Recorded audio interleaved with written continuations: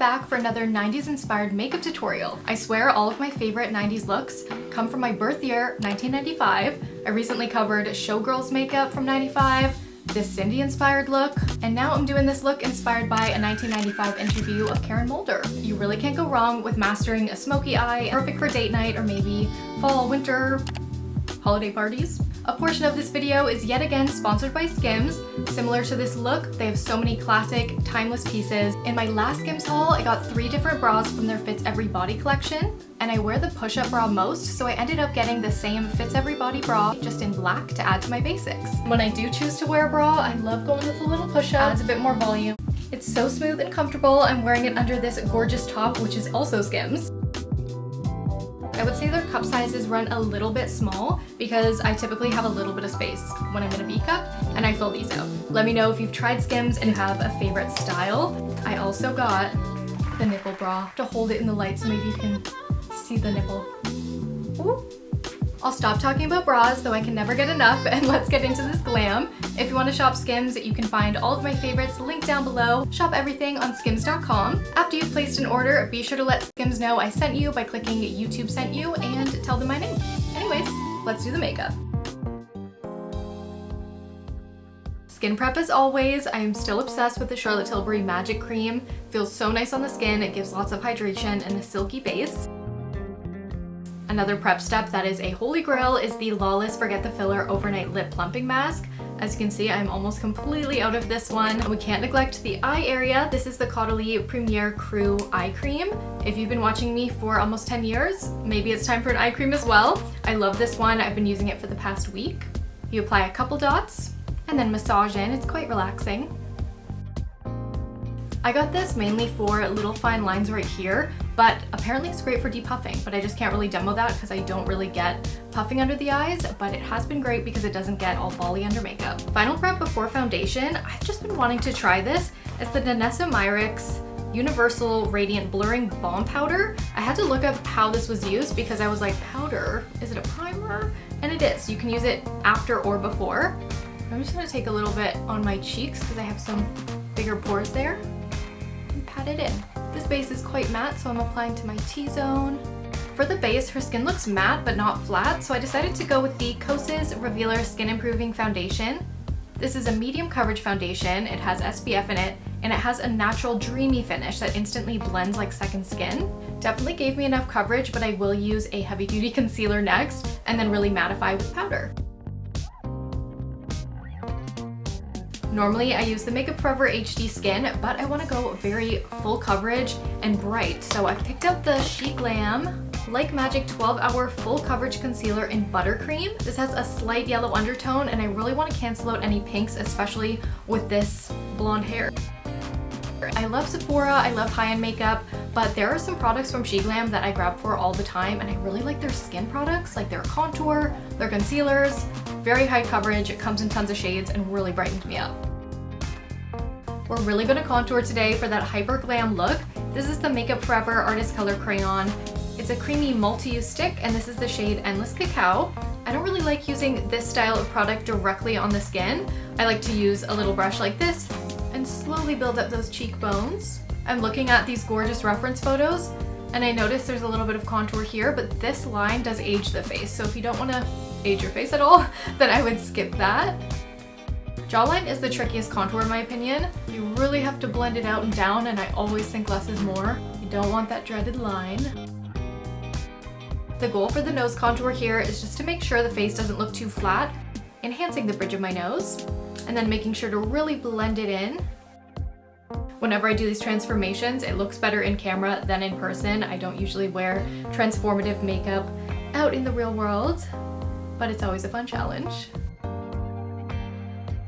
For the cheeks, let's add a little pop of peach right from the contour. This is the Makeup by Mario Just Peachy Soft Pop Plumping Blush Veil. This formula is amazing. I'm not super into cream liquid blushes, but I do grab for this one quite a bit, especially this shade.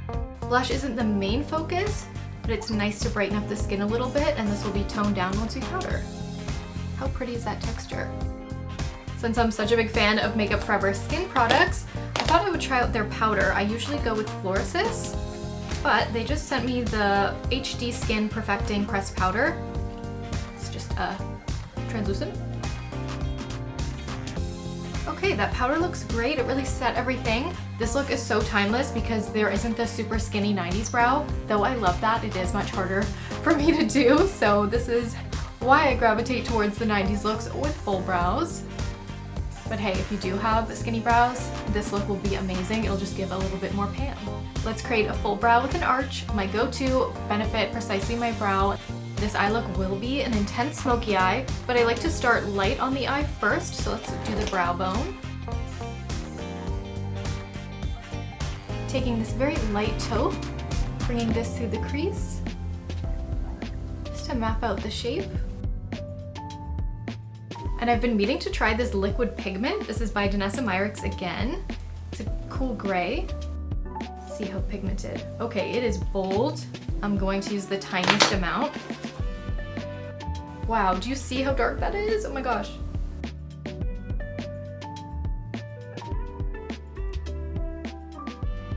This blended really nice over powdered lids.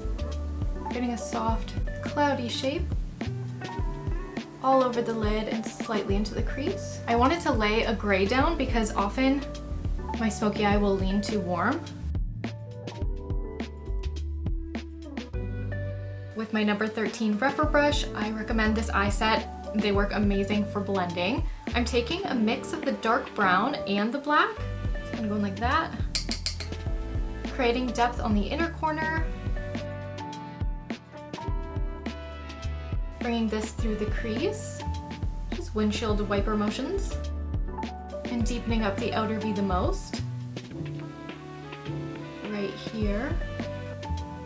And then with less on your brush, smoke upwards in a little V, like this. In the video, I can see her blink, and it looks like there's some brightness on the lid. Just brightening it up a little bit. But you want to keep everything very blended.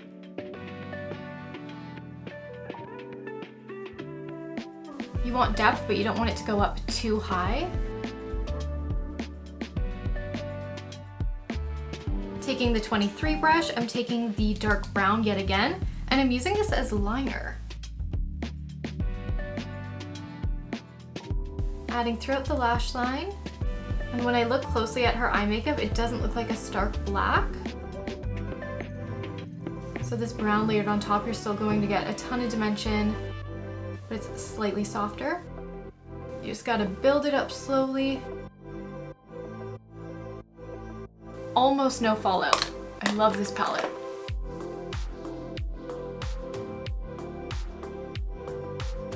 Makeup Forever Artist Color Pencil, this time in whatever black, rimmed my entire waterline and tightline. And with the brown and black combo, mixing these together and smoking out the bottom lash line.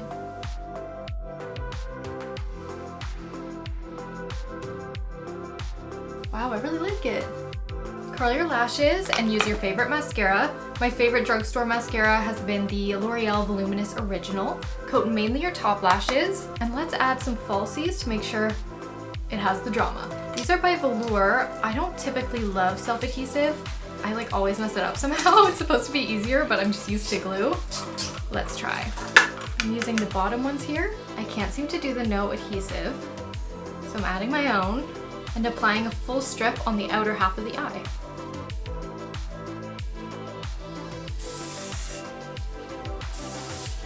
Make sure to add a little highlight in the inner corner, and let's do a super 90s lip. My eyes are very round, so I like this style on me. I'll completely rim my lash line, but if you want to open your eyes a little bit, I would skip that step and smoke underneath. And these lashes are more concentrated at the base. If you really want to open the eye, I'd go for like longer, wispier lashes. But I think this is pretty close to Karen's, other than our eye shape being a bit different. Let's talk MAC lip liner, a 90s staple. Recently I picked up Spice to do the Showgirls 1995 makeup. I absolutely love how that turned out, but a lot of you in the comments were saying how Spice has really changed from the 90s, and that's why they relaunched Cool Spice. So I picked it up today, and let's try them out. I think I'll have to go with a deeper lip liner, but let's just see the difference. Okay, I'm filling in half of my lip with Spice.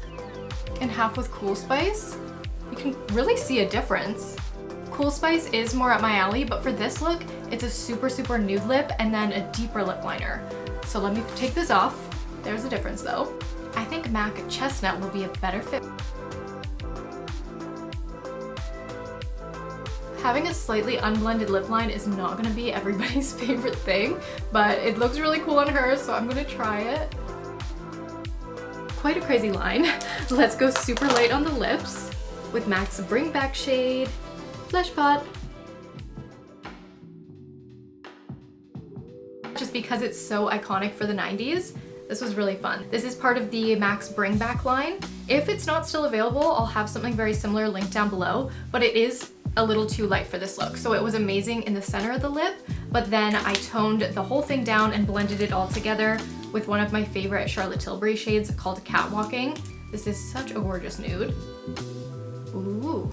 Charlotte Tilbury has some of my favorite nudes ever. One of them is Nude Kate, but I think the name has changed now. If you know my channel, you know I have an obsession with Charlotte Tilbury. I have a whole shelf of Charlotte. It's my favorite makeup to collect for sure. And then for gloss, this is Turkish Delight from NARS. I added a tiny amount of gloss. You could use like a clear gloss or anything, but I wanted it to be a little milkier. Perfect. This was a lot of hard work. Let's set the makeup. Big fan of Danessa Myricks. This is Yummy Skin Liquid Blurring Balm. Setting spray. Has a good mister. My favorite makeup decades are the 60s and the 90s, but more recently, the 90s has been the winner for me. If you want to see more 90s vibes, you might like the Monica Bellucci inspired look. Or the Cindy inspired beat has more of a warm brown vibe, quite opposite to this look. Or if you want to amp up this glam even further, go with a skinny brow. Check out the Pamela Anderson inspired 90s tutorial too. And let me know if you have any other 90s muses you'd like me to pull inspiration from. I always have so much fun recreating an iconic look on myself, but I like to switch up my hair just so it's fun. But I would definitely rock this look on my own hair color as well. Again, if you want to shop SKIMS, there is a link down below. That is the top that I am wearing, also from SKIMS, and I will see you in my next video. Bye!